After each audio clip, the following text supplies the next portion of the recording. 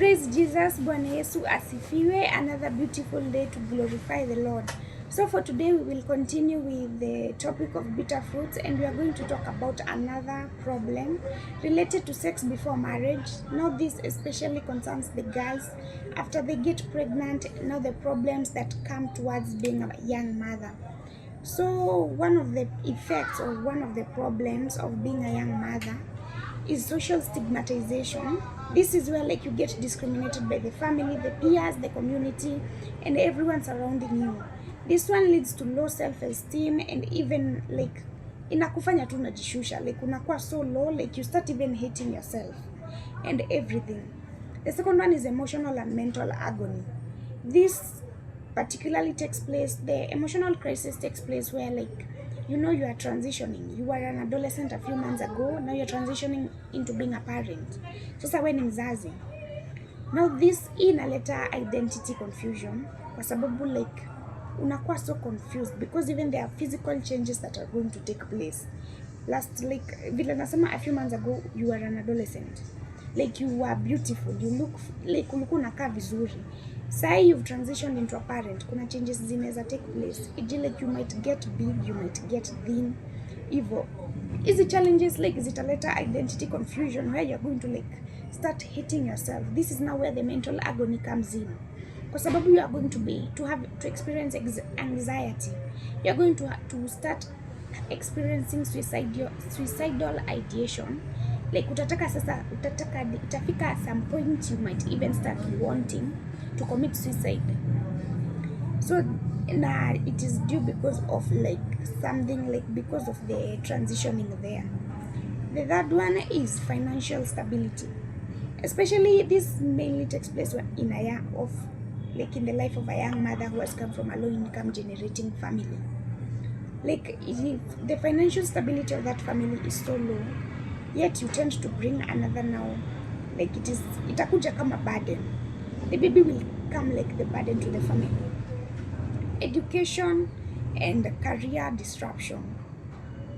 The moment you become a young mother, itafika point you will have to drop out of school. Kwa sababu number one, due to lack of caregiver, financial crisis, and even discrimination by school policies. Kwa sababu ukienda shule lazima watu wataongea, like uende shule umezaa hivyo. And also lack of caregivers. Maybe family yenu, let's say hamna like enough money ya kuweka like mtu mwenye atakaa na huyo mtoto akae na hivyo. So you have to drop out of school, ukae na huyo mtoto, you know everything, like vile utadili na huyo mtoto. Now this dropping out of school is going to cause you lack, like utakosa masomo. And due to this lack of education, like the employment opportunities for you will become limited, hence lowering your financial stability. Higher. The other one is physical crisis. Hapa sasa ni pali, your body is small, your body is tender, mwili yako haijamature, and yet you've given it a very big task of giving birth. So you are likely to get sick, you are likely to get some illnesses, e.g. anemia, loss of blood maybe during pregnancies, and everything. Also children born by young mothers are at a higher risk of experiencing low birth weight of premature birth. Premature birth ni premature birth. Like atazaliwa mapema, maybe anawezaliwa mapema kuliko vile alikuwa anafaa, ama akizaliwa kwa like hayuko of the right age, akwe na very low weight. This is because your body was not like you rushed everything.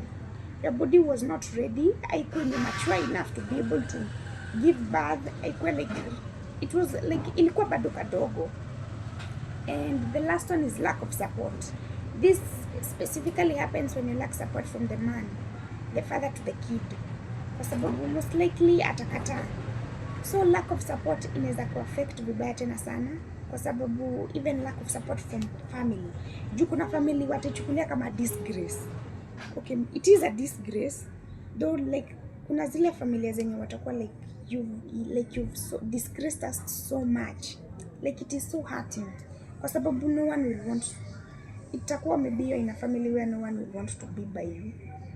So instead of going through all this and everything, you can just say no You can just abstain from sex before marriage, ndio usijipate umefika point umekuwa a young mother. And also you can just focus on yourself, focus on your goals right now as a young girl, ndio usikuwe disrupted juu hadi tumeona pia in terms of education like inakudisrupt kabisa. If you are meant to be an engineer, like itabidi like sasa work extra hard to be that engineer.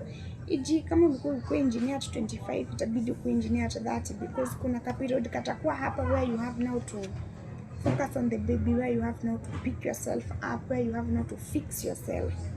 So but lakini hakuna haja ya tushinde tukienda huko kote when we can just abstain from sex before marriage and say no to sex before marriage, even if everyone is doing it, even if everyone is making it look like it is something normal, like fornication is something okay, we can still stand still and say no and follow God, believe in God, be a prayerful person.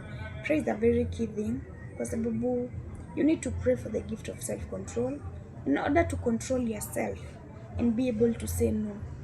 Also focus on your goals, focus on building yourself. So that is all for today on bitter fruits, where we saw the effects of being a young mother and nothing good comes out of it. So yeah, thank you.